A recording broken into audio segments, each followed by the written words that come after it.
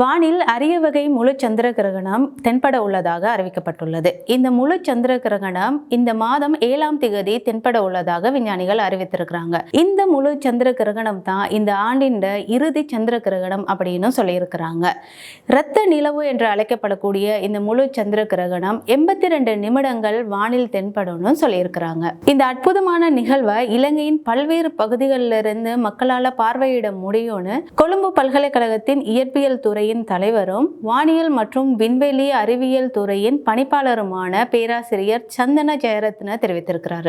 உலக மக்கள் தொகையில சுமார் 77% மக்களால இந்த முழு சந்திர கிரகணத்தை பார்வையிட முடியும்னு பேராசிரியர் சொல்லியிருக்கிறாரு.